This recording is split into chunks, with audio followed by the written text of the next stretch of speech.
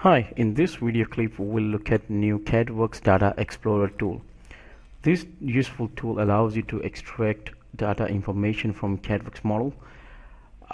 It also allows you to manipulate the data to create new drawings from the data. So let's look at how we can do this. So first I'm going to launch tool palette by typing command called CADWorx data. First I need to select object, so I can select number of objects on the drawing, and once I have selected objects, it will go through each one of the objects and will extract data for those selected objects onto the panel to the left. Now this may take few seconds depending on the number of objects that you have selected. In this case it takes only less than a minute to do that. So here you can see that it has extracted all the data for the selected objects. I can manipulate this data, or I can do like grouping, sorting. I can highlight objects on the drawing. I can do multi-select and it will highlight all the selected objects on the drawing. I can also do sorting, filtering, grouping. Let's say I want to filter everything by main size 150, and once it's done, I can also do I can clear the filter by just simply selecting no filter. I can group them by component type. As you can see, all the components have been grouped by the type. I can do further grouping by dropping another column underneath the component. Let's say I want to group them further by the sizes. So here you can see that all the components have been grouped by component type as well as sizes. So for example, if I look at the pipe here, so I can see that there are 100 size pipe, 200 size, 150 and so on.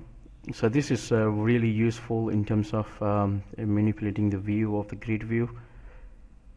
Let's say if I want to change some of the values in the line number in the multiple components, I just simply select find and replace. So I want to find CU and replace with CADWorx, and I want to replace them in the line number, and I just click on go, and this will replace all the CU with new value CADWorx.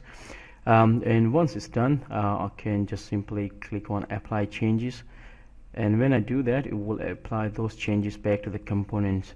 So this is how we can modify line numbers, the tags and part numbers for multiple components in just one simple click of the button.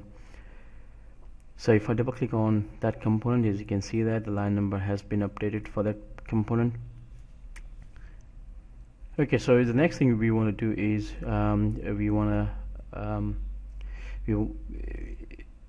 to highlight multiple objects and then change the layer. So for example, I want to change the layer to the steel, for example. So as you can see that the layers have been changed for those components, so that's now in a different layer than what it was before. So selecting objects and changing the layers for them, it's quite easy. The next thing I want to do is I want to select some of the components and export them into the new drawing.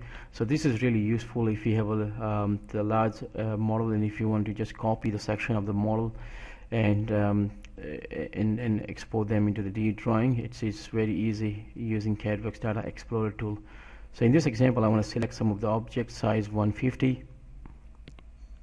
So here I have selected all the objects. Once I am happy with the selection, I click on a button called export objects to new DWG,